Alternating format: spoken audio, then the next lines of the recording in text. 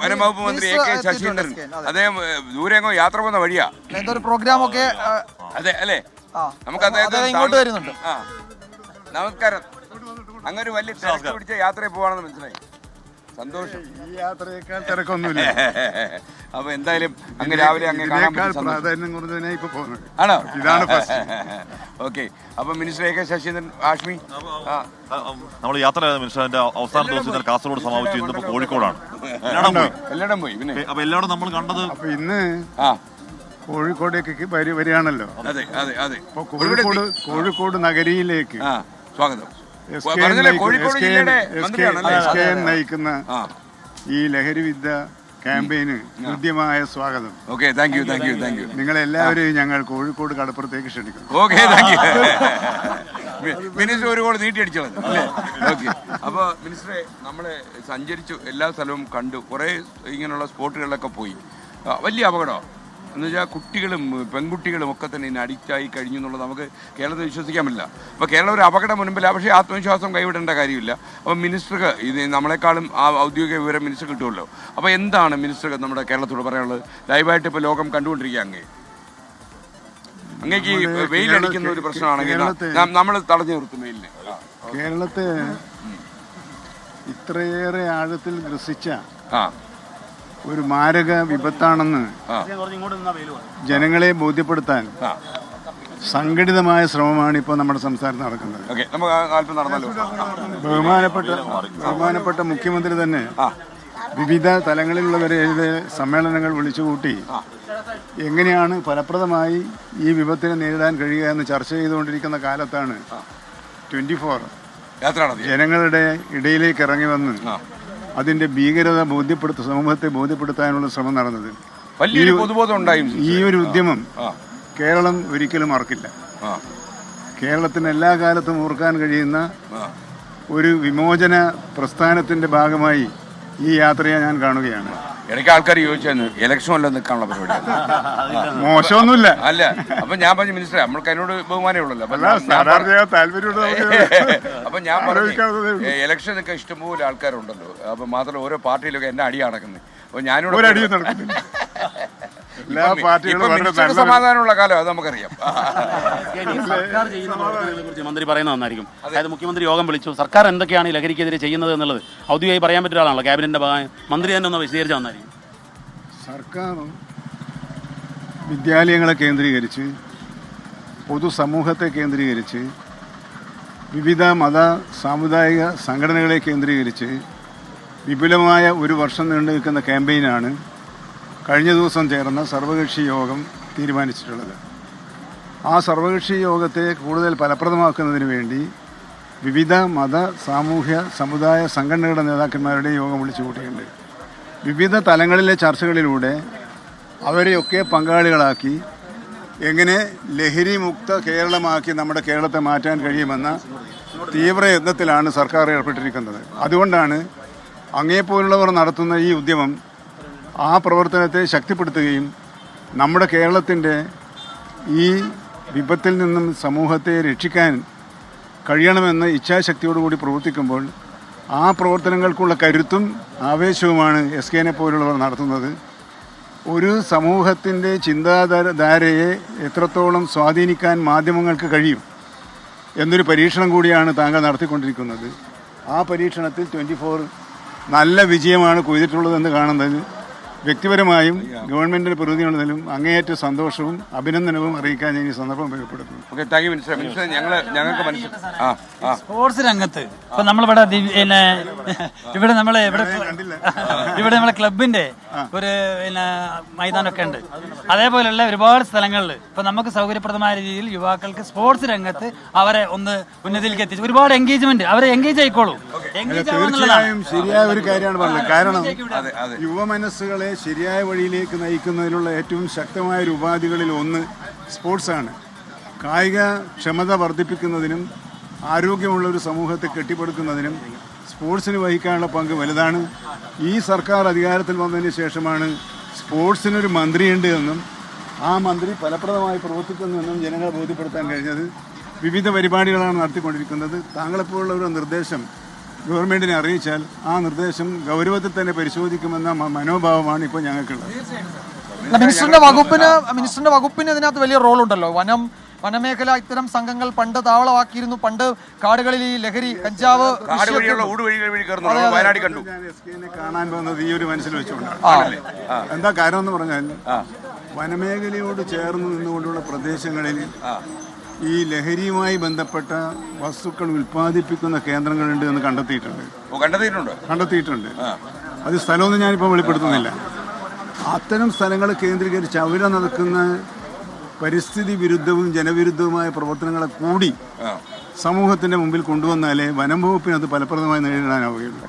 വൈകുന്നേരമാകുമ്പോൾ സംഭവിക്കുന്ന പല കാര്യങ്ങളിലും ലഹരിക്കുള്ള പങ്ക് ചെറുതല്ല എന്നാണ് ഇപ്പോൾ ബോധ്യപ്പെട്ടിട്ടുള്ളത്. മരം വെട്ടൽ, വന്യമൃഗങ്ങളായുള്ള ഏറ്റുമുട്ടൽ. വയനാട്ടിൽ അറിയാവുന്ന ഈ ബാവലി പള്ളിയുടെ അവിടെ പോയായിരുന്നു. അപ്പോൾ നമുക്ക് വിഷമം തോന്നിയ ഒരു കാര്യം, അതായത് ഈ അവിടെ നിൽക്കുന്ന ഈ സ്റ്റാഫിന്, എക്സൈസ് സ്റ്റാഫിനൊക്കെ അവിടെ കയറി നിൽക്കാൻ സ്ഥലമില്ല. അവർക്ക് പ്രായോഗികമായിട്ട് ഒരുപാട് പ്രശ്നമുണ്ട്. നമ്മൾ പറഞ്ഞു സർക്കാർ അനുവദിച്ചാൽ നമ്മളൊരു കെട്ടിടം കെട്ടിത്തരാമെന്ന് പറഞ്ഞു. അപ്പം അതൊന്നും ഒരു കുഴപ്പമില്ല. പക്ഷേ ഇവിടെ പ്രഖ്യാപിക്കാൻ കഴിയുന്നത് അതൊരു കുഴപ്പമില്ല. അത് ഞാൻ അതിനെക്കുറിച്ച് നമുക്ക് ഗൗരവത്തിൽ അല്ലല്ല അവിടെ തന്നെ പറഞ്ഞു ഞാനത് നിങ്ങളുടെ ഡിപ്പാർട്ട്മെന്റ് ഷുവർ. അപ്പോൾ മിനിസ്റ്റർ ഏറ്റവും അപകടകരമായ ഒരു കാര്യം മിനിസ്റ്റർ പറഞ്ഞു തന്നെയാണ്. അപ്പോൾ ഒരു 6 or 7 ഊടുവഴി കാട്ടിനകത്തോടുണ്ട്. കാര്യം അതിൻ്റെ ബോർഡറാണ് ഈ ബാവലിപ്പള്ളി നിൽക്കുന്നത്. അപ്പോൾ ബാവലിപ്പള്ളിയുടെ സെക്രട്ടറി തന്നെ പറഞ്ഞു ഒരുപാട് ആൾക്കാർ ഇന്നത്തെ ഇൻവോൾവാണ്. യവന്മാർ വൈകുന്നേരം വനത്തിലൂടെ കയറി പോകും, ഒന്നും ചെയ്യാൻ പറ്റുന്നില്ല. അപ്പം വനം വകുപ്പ് അതിശക്തമായി, കാരണം മിനിസ്റ്റർ ഇത് നമ്മുടെ ഒരു കോവിഡിന് ശേഷം നമ്മുടെ ഏറ്റവും വലിയ വാറായത്. കാര്യം ഇത് കുട്ടികളെ അഡിക്റ്റ് ആയ പിന്നെ തിരിച്ചെടുക്കാൻ വലിയ പാടല്ലേ. കാര്യം ഇത് ഒന്നാമത് നമ്മുടെ ലിസി ഹോസ്പിറ്റലിലെ ഡോക്ടർ ജോസഫ് കാർഡിയോളജിസ്റ്റ് പറയുന്നു കുട്ടികൾക്ക് കാർഡിയാക് അറ്റാക്ക് വരുന്നു ഇത് കഴിക്കുന്നവർക്ക്. 7 കൊല്ലം പല്ലൊക്കെ ദ്രവിച്ച് സംഭവം ഷേപ്പായി തനി വട്ടായി മാറുക പിള്ളേർ. അല്ല, ലോകത്തെ നശിപ്പിക്കാനുള്ള ഒരു മാരകശക്തിയായി ഈ രാസവിഷ പ്രയോഗം പണ്ട് കാലത്ത് ഈ യുദ്ധമുറകളിൽ സ്വീകരിക്കാറുണ്ട്. ഇന്നിപ്പോൾ സമൂഹത്തിൽ യുദ്ധം നടത്താതെ തന്നെ പ്രചരണത്തിലൂടെ, ഗൂഢശ്രമങ്ങളിലൂടെ ഈ രാസവിഷങ്ങൾ പ്രചരിപ്പിച്ചുകൊണ്ടിരിക്കുകയാണ്. അത് തലമുറകളെ നശിപ്പിക്കുന്ന മാരകമായ വിപത്താണ്. ദൂരവ്യാപകമായ പ്രത്യാഘാതങ്ങൾ ഉണ്ടാക്കുന്ന ഈ വിപത്താണ് ഇന്ന് തുറന്നു കാട്ടപ്പെട്ടിരിക്കുന്നത്. കേരളം ഒറ്റക്കെട്ടായി ഒരുമിച്ച് നിന്നുകൊണ്ട് ജാതി മത ചിന്തകൾക്ക് അതീതമായി, രാഷ്ട്രീയ ഭേദത്തിന് അതീതമായി ഇപ്പോൾ രംഗത്തിറങ്ങിയിട്ടുണ്ട്. ഈ ഒരു മൂവ്മെന്റ്, ഈ ഒരു ആവേശം, ഈ ഒരു പ്രതിബദ്ധത, ഈ ഒരു നീക്കം ശക്തമായി തുടരാനുള്ള തുടർ ക്യാമ്പയിന്റെ കാര്യത്തിലും SK-നെ പോലുള്ള 24 പോലുള്ള മാധ്യമങ്ങളെ ഞാൻ പ്രതീക്ഷിക്കുന്നു. അവസാനത്തെ MDMA കച്ചവടക്കാരൻ നാട് വിടുന്നത് വരെ നമ്മൾ കൂടെ ഉണ്ടാകുന്ന ഏറ്റവും ആവേശം പകരുന്ന കരുത്ത് പകരുന്ന ഒരു പ്രഖ്യാപനമാണ് 24-ൽ നിന്നുണ്ടായിരിക്കുന്നത്. ഈ കരുത്ത് ഞങ്ങൾക്ക് കൂടുതൽ ആവേശത്തോടു കൂടി പ്രവർത്തിക്കാൻ സാധിക്കും. അല്ല മിനിസ്റ്റർ, നമ്മളുണ്ടല്ലോ പ്രചാരണം നമ്മൾ ഏറ്റെടുക്കും, എൻഫോഴ്സ്മെന്റ് നിങ്ങൾ ഏറ്റെടുക്കണം, അത്രേ ഉള്ളൂ. എനിക്ക് തോന്നുന്നത് നിങ്ങളുടെ ഈ പര്യടനം പൂർത്തിയാക്കിയതിനു ശേഷം നിങ്ങൾ കണ്ടെത്തിയ അത് മുഖ്യമന്ത്രി നമ്മൾ ഫസ്റ്റ് ഡേ തന്നെ പറഞ്ഞു, നമ്മുടെ ലൈവ് ഉണ്ടായിരുന്നു. അപ്പൊ അത് നമുക്ക് പറഞ്ഞു.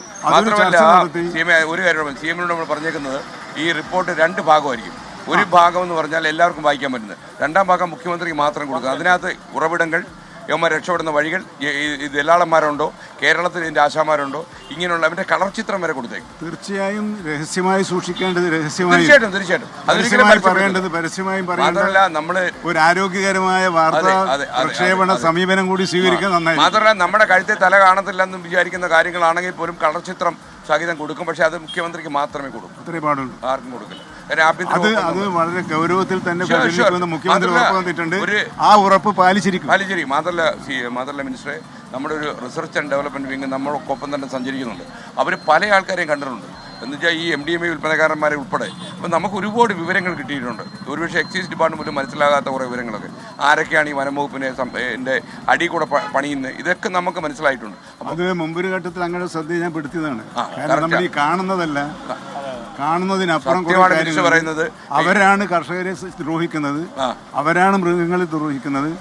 പാവം മന്ത്രിയെ കുറ്റം പറഞ്ഞാൽ ഞാനത് കേൾക്കാൻ തയ്യാറാണ്. മന്ത്രി കൂടുതൽ ഞാൻ മന്ത്രി ആയതുകൊണ്ട് ജനങ്ങളുടെ അഭിപ്രായം കേൾക്കാൻ ബാധ്യസ്ഥനാണ്. അപ്പോ മിനിസ്റ്റർ നമ്മുടെ അത് പക്ഷേ പക്വതയോടുകൂടി കേൾക്കുന്ന ഒരു നിലപാടാണ് എനിക്കുള്ളതുകൊണ്ട് ഞാൻ ആരെയും പ്രകോപിപ്പിക്കാറില്ല. മിനിസ്റ്റർ പ്രകോപിതനായി നമ്മൾ കണ്ടിട്ടില്ല. ഉണ്ടോ ചാക്കാലക്കാരനെ കണ്ടിരുന്നു, ഞങ്ങൾ കണ്ടു. അദ്ദേഹത്തോട് ഞാൻ പറഞ്ഞു ഈ മദ്യം കൊടുക്കുന്നത് നമ്മളാണ്, ഗവൺമെന്റ്. മദ്യേ അപ്പോൾ ഈ മദ്യങ്ങൾ ഉപയോഗിച്ച് എല്ലാവരും ലഹരിയിലാകുന്നുണ്ടല്ലോ. അപ്പോൾ ഈ ലഹരി മൊത്തത്തിൽ ഇല്ലായ്മ ചെയ്യാതെ നമുക്ക് അല്ല അതല്ല ഞാൻ ചോദിക്കുന്നത്. അപ്പം നമ്മൾ ഈ ശൈത്യമുള്ള നാടുകളിലൊക്കെ തന്നെ എല്ലാ വിദേശ രാജ്യങ്ങളിലും മദ്യപിക്കുന്നത് കുറ്റമില്ല. മദ്യപാനം എന്ന് പറയുന്നത് എന്താണ്? പിന്നെ മൂക്കറ്റം കുടിച്ച് റോഡിലിറങ്ങി ബഹളമുണ്ടാക്കിയ മദ്യപാനം. അത് ഭക്ഷണത്തിൻ്റെയും ആരോഗ്യത്തിൻ്റെയും ഒരു ഭാഗമായി ചെയ്തത്. മദ്യ നിരോധനം നമ്മൾ പണ്ട് ചാരായം നിരോധിച്ച് നോക്കി, അങ്ങേക്ക് ഓർമ്മയുണ്ടാവും. ആ കാലത്ത് എന്താണ് കള്ളവാറ്റിലെ വർദ്ധിച്ചത്? കള്ളവാറ്റിലെ നാട്ടിൽ നമ്മൾ സത്യം പറയണം, കള്ളവാറ്റിലെ വർദ്ധിച്ചത്. ഇപ്പോൾ നിരോധം ഒന്നിനും ഒരു പരിഹാരമല്ല, മനമാറ്റമാണ് ഏറ്റവും വലിയ. അതിനാണ് ക്യാമ്പയിൻ. ആ ക്യാമ്പയിന്റെ അതിശക്തമായ രൂപമാണ് മിനിസ്റ്റർ. നമ്മൾ എന്തായാലും സംഘടിതമായി മുന്നോട്ട് പോവുകയാണ്. അപ്പൊ വിജയകുമാറൊക്കെ സുഖം തന്നെ, ഞങ്ങളെ ഒന്നിച്ച് നടന്നത്. പിന്നെ ഞങ്ങൾക്ക് ഒരു കാര്യം മനസ്സിലായി, നിങ്ങളൊക്കെ തന്നെ പര്യടനം നടത്തുന്നെങ്കിൽ ഞങ്ങൾക്ക് നടക്കാൻ പറ്റുമെന്നുള്ളൂ. നിങ്ങൾ ഈ സാധാരണ കാസർഗോഡ് നിന്ന് തിരുവനന്തപുരത്താണ് നിങ്ങൾ നേരെ തിരിച്ച്. അല്ല, നിങ്ങൾ ജില്ലയില്ല, ഒരു ജില്ലയിൽ നിന്ന് ചാടി ശ്രീകണ്ഠനായർ ചാടുന്നത് പോലെ ഒരു ജില്ലയിൽ നിന്ന് ചാടി മറ്റൊരു ജില്ലയിൽ കയറി. തലതിരിഞ്ഞവരാ നമ്മളൊന്നും അങ്ങേക്കറിയാലോ, പിന്നെ പ്രത്യേകിച്ച് പറയേണ്ട കാര്യമുണ്ട്. അല്ല, തല തിരിയുന്നില്ല, തല നേരെയാവുകയാവും. അല്ല, നമ്മള് കാസർഗോഡ് ഇറങ്ങിയിട്ട് മാത്രം മിനിസ്റ്റർ മണ്ഡലത്തിൽ നമ്മൾ പോയി കാര്യങ്ങളൊക്കെ അന്വേഷിച്ചു. അപ്പൊ എല്ലാം പോയി. കുറച്ച് സ്ഥലത്ത് നല്ലതുണ്ട്, കുറച്ച് സ്ഥലത്ത് പൊതുവെ എന്റെ മണ്ഡലം നല്ല. അല്ല, അവിടെയാണ് ഒരു അമ്മ മകനെ ലഹരി ഉപയോഗിച്ച മകനെ പോലീസിന് പിടിച്ചു കൊടുത്ത് എലത്തൂരിലാണ് നല്ല മാതൃക കാണിച്ചത്. നമ്മളെല്ലായിടത്തും പ്രസംഗിക്കുമായിരുന്നു. എനിക്ക് പറ്റിയ വോട്ടർമാരാണ് അവിടെ ഉള്ളത്, അവർക്ക് പറ്റിയ സ്ഥാനാർത്ഥി MLA ആണ് അവർക്കുള്ളത്. അല്ല, നമ്മുടെ ഇത് യാത്രക്കിടെ നമ്മുടെ രാജ്മോഹൻ ഉണ്ണിത്താൻ MP പറഞ്ഞു, ഈ വയനാട് കാസർഗോഡ് പോലെ നല്ലൊരു ജില്ലയും നല്ല ആൾക്കാരും വേറെ എങ്ങുമില്ല. ഞാൻ പറഞ്ഞു, കൊല്ലത്തെങ്ങോണം മത്സരിക്കേണ്ടി വന്ന കാര്യം പോക്കാവും.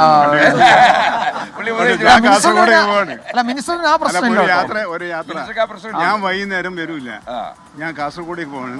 നാളെ ഞങ്ങളെ മന്ത്രിസഭയുടെ വാർഷികാഘോഷത്തിന്റെ ഉദ്ഘാടനമാണ്. കാസർഗോഡിന്റെ ചുമതല എനിക്കാണ്. അതുകൊണ്ടാണ് ഇവിടെ വഴിക്ക് വന്ന് അങ്ങേ കാണാൻ. നന്നായി മിനിസ്റ്റർ കാണാതെ പോകാൻ പറ്റില്ല. കാണാതെ പോയില്ലേ? എല്ലാം പോയില്ലേ? ഞങ്ങളൊരു 500 കോടി രൂപ മോഹ വിലയുള്ള 364 രൂപ 20 പൈസ വിലയുള്ള ഒരു കപ്പ് കൊണ്ടുവന്നു. മിനിസ്റ്റർ ഇത് ചായ കുടിക്കണം, ഞങ്ങളുടെ ഒരു ആഗ്രഹമാണ്. അതെ അതെ അതെ, ടി വിത്ത് SK. മിനിസ്റ്റർ വളരെ സന്തോഷം. അപ്പൊ മിനിസ്റ്റർ വളരെ സന്തോഷം. മിനിസ്റ്റർ ഇനിയിപ്പോ കാസർഗോഡ് യാത്ര ഭംഗിയായി തീരട്ടെ, തുടർ പോരാട്ടത്തിനുള്ള കരുത്താവട്ടെ. ഓക്കെ,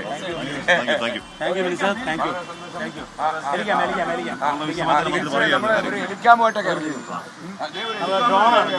അപ്പൊ നമുക്കൊരു ന്യൂസ് എന്ന് പറഞ്ഞു.